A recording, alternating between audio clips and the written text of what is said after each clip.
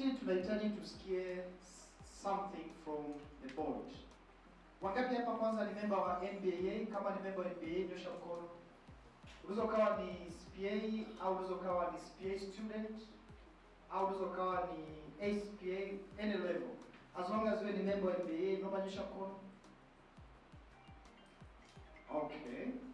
Sasa ukiwa wewe ni member wa NBAA au member wa any professional organization, jambo kubwa ambalo unahitaji kulijua ni jinsi gani uta comply. Kwa hiyo ili uweze kucomply na membership yako na uweze kuwa member mzuri wa professional wasibu, it's very important kusikia yeye mwenyewe ambaye ndio regulator anafanya nini au anahitaji nini au ana expect nini kutoka kwako. Kwa hiyo nahitaji tusikie neno kutoka kwa representative wa NBAA, alafu baada ya hapo tutaendelea na event. Okay.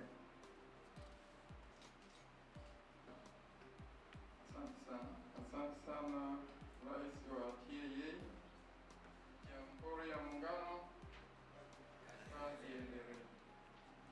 Mheshimiwa Rais wa Chama cha Wahasibu Tanzania TAA, Makamu wa Rais wa Chama cha Wahasibu Tanzania, wajumbe wa Baraza la Chama cha Wahasibu Tanzania, waheshimiwa waasisi wa Chama cha Wahasibu Tanzania, CPA Edmund Mdorwa, CPA Oswald Urassa na CPA Profesa Isaya Jairo. Profesa Isaya Jairo alikuwa previous chair of the NBA Governing Board, mwakilishi wa TAUKA, washiriki wa Mamlaka ya Mapato Tanzania TRA, Jumuiya ya Wafanyabiashara Tanzania, Benki ya NMB, waheshimiwa wafadhili mbalimbali mliopo hapa, ARMS Joe Fields Tanzania Limited, Grant Thompson, NBAA, wafanyakazi wote wa TAA,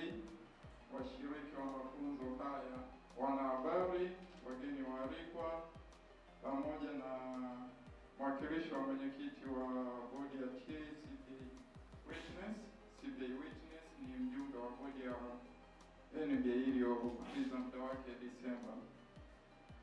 Mheshimiwa Rais wa Chama cha Wahasibu Tanzania, awali ya yote tunamshukuru Mungu aliyetuwezesha kufika siku hii ya leo tukiwa salama.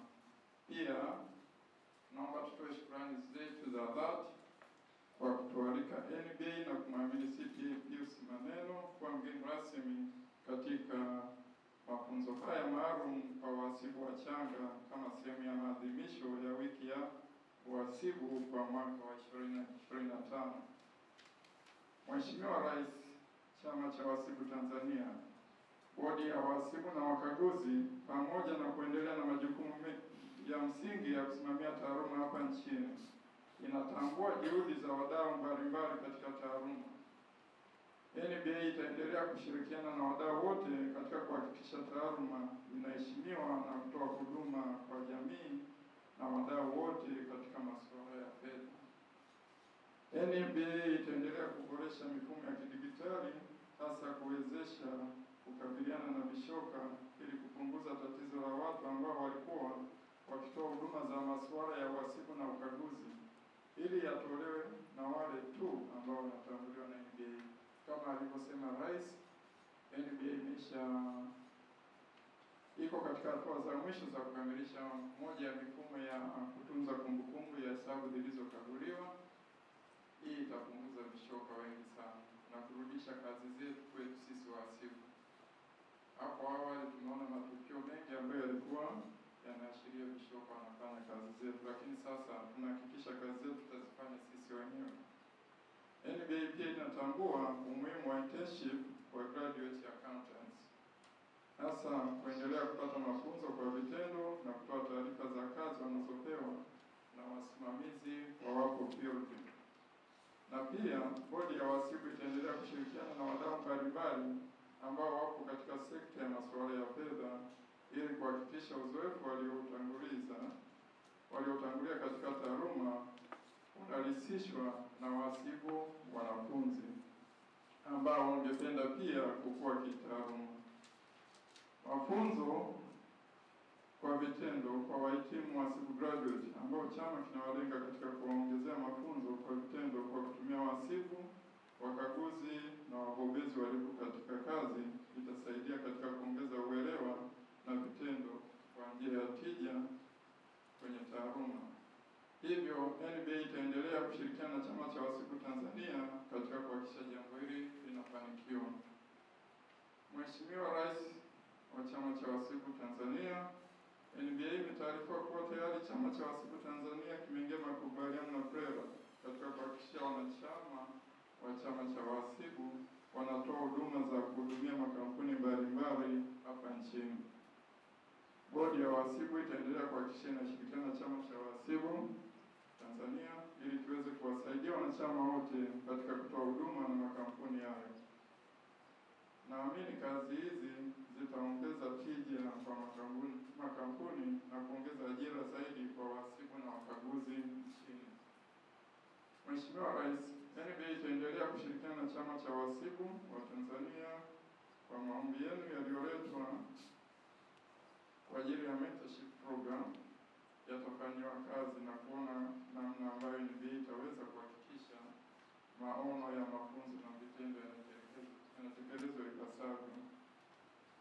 Mwisho, NBA inawahimiza wahasibu na wakaguzi wote nchini kuzingatia maadili ya kazi zao na kuendelea kujifunza kwa bidii, hasa masuala ya mifumo ya kidijitali.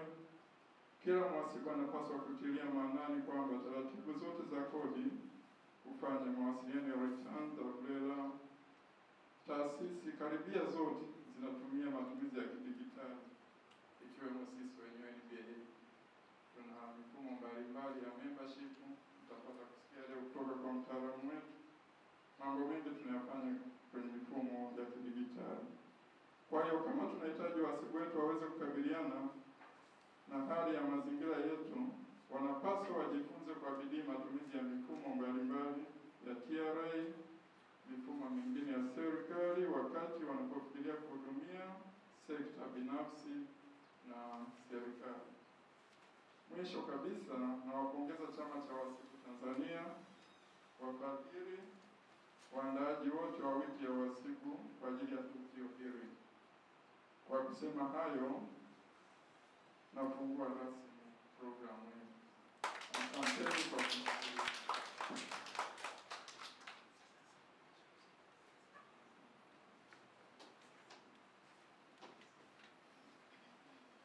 Tunashukuru sana representative wa NBA. Naamini kwamba sasa hivi profession ya wasibu inakuwa kwa kasi zaidi. Na another thing that we need to cover, our presentation inayofuata ni kati ya presentation za muhimu sana, especially katika field yetu ya wasibu.